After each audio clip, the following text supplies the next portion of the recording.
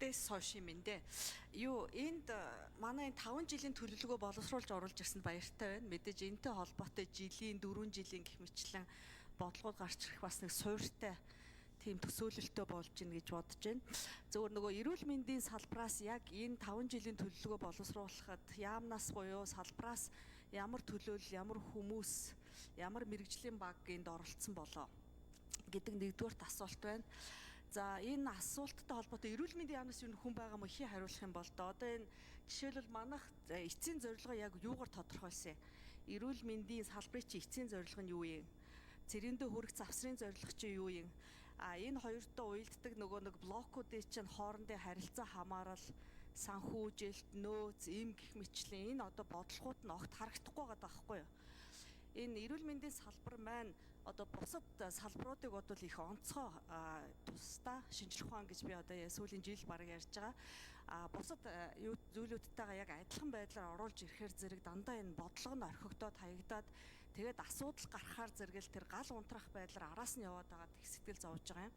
Тэгэхээр саяын одоо тэр эцсийн зорилго, завсрын зорилго тэгээд эрүүл мэндийн одоо гүйцэтгэлийн яг үнэлгээний хүрээ гэдэг юмныхаа системийг бий болгож иж тэрний дагуу энэ төлөвлөгөөгөө боловсруулах хэрэгтэй байдیں۔ Health System Performance Framework гэж бүр нэрлэдэг те. Бүх улс оронд л энэ байдаг. Манай улс оронд энийг одоо гаргаж ирсэн юмнууд нь яг яаж явж байна? Тэр нь хөрсөн дээр хэр зэрэг бууж байгаа юм? Яаж тусгасан юм? Хоёрдугаарт наривчлаад асуух юм бол одоо жишээлбэл эрүүл мэндийн хэрэгцээний үнэлгээ гэсэн юм хийдэг. Тэр эрүүл мэндийн хэрэгцээний үнэлгээг манайх хийгдсэн юм байна уу? Байхгүй бол одоо өнгөрсөн одоо огцорсон засгийн газарт би эдийн засгийн яаманд нь энэ судалгааны төсвийг боловсруулад ингэж хийдэм аа гэд өгсөн байгаа. Энэ ажил дараагийнхаа засагт ороод явж байгаа юу? Хэр зэрэг явцтай байж байна? Тэрнийг за эхлээд асууч та. За хэн хариулах вэ? Учир шүү. Учир сайд. За энэ 5 жилийн бодлогын чиглэлийг боловсруулахад эрүүл мэндийн яам оролцсон. За мөн одоо эрүүл мэндийн яам, эрүүл мэндийн хөгжлийн төв, нөгөө эмийн агентлаг, эрүүл мэндийн даатгалын газар, за мөн шинжлэх ухааны академи, анагаах ухааны хүрээлэн гээд олон талын оролцоог бол хангаж боловсруулсан. Анагаах ухааны үндэсний их сургууль бас мөн бол оролцсон байна. За эрүүл мэндийн салбарт бол нөгөө халдвар төвчний тоог бууруулна гээд илүү хэмжиж болох үзээр тавиад ингээд бол явж байгаа. Одоо зорилгууд дээр нь яг тухайлан зорилтуудыг тавиад явж байгаа. Тэрнээс төсөл арга хэмжээнүүд мэдээж нөө жилийн төлөвлөгөөн дээр тусгагдаад бол явна. Жишээ нь хор тавдраар нас орсон хүний тоог гээд 13.2 дээр байгаа. Энийг яг одоо ингээд жилээр хэд хэдэд хүрэх вэ гэдгээр одоо хэмжээд явсан гэсэн үг. Эрүүл мэндийн салбараас үндсэн чиглэлийн төслийн хавсарт 3-ын 1-2 дээр та харж байгаа. 30 онд хор тавдрын нас баралт 10,000 хүн ам тутамд 13.2 байгааг бид нар 5 жилийн дараа 8 болгож бууруулна. Үүнийг хийхийн тулд салбар ямар ажлуудыг хийх вэ гэд тухайн ажлуудыг нь тавьж өгөөд дээрэс нь хөрөнгө оруулалтын хөтөлбөр дотроо 7 төслийг одоо тавьсан. Ингээд тэр өвчний тоог бууруулахын тулд одоо зүрх судасны үндэсний төв, эдис эрхтэн шилжүүлэн суулгах төв, халдвар төвчин судлалын үндэсний төв 2, хавдар судлалын үндэсний төв 2, Дархуул аймгийн нэгдсэн эмнэлэг, Дүүргийн нэгдсэн эмнэлэг, за аймагуд буюу 17 аймгийн нэгдсэн эмнэлгийг сайжруулах, яаралтай тусламж эрчим дэмжлэгийн тасхийг өргөдөхнө гэдэг байдлаар. Тэгэхээр ер нь бодлогын чиглэлийн гол онцлог бол яг үндэсний үр дүнгээ 10 үр дүн байна. Үндэсний үр дүн. За энэ үндэсний үр дүнд салбарын үр дүнгууд хэрхэн нөлөөлөх вэ? Салбарын үр дүнг хэрэгжүүлэхийн тулд төсвийн ерөнхийлөн захирагч нар ямар үр дүн төрөх вэ? Үүнийг хэрэгжүүлэхийн тулд ямар төслүүдийг хэрэгжүүлэх вэ гэдгийг хөрөнгө оруулалтын хөтөлбөр дотроо тусгагдаад бол явсан. За мөн энэ 5 жилийн чиглэл дээр анхан шатны эрүүл мэндийн үйлчлэгийг сайжруулах, эрүүл амьдралын хэв маягийг төлөвшүүлэх одоо 2 тухайсан зорилтууд байгаа.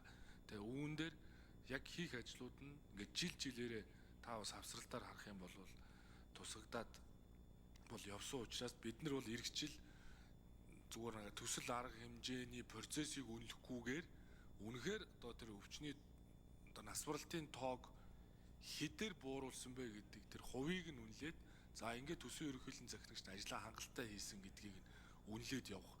Ийм одоо шинэ жишг рүү бол бид нэр явж байгаа. Эрүүл мэндийн зайлшгүй шаардлагатай тусламж үйлчилгээний хамралт бол 65% байгаа. Энийг бас 68% хүргэх бас зорилт мөн давхар бол туссан.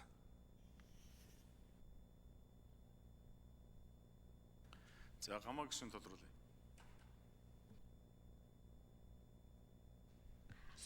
Харин KPI-уудыг яг би одоо харж байна л да. Сая одоо таны авсан жишээ эрүүл мэндийн зайлшгүй шаардлагатай тусламж үйлчилгээний хамралтын хувь одоогийн түвшин 65, 30 онд 68 болгоно гэд.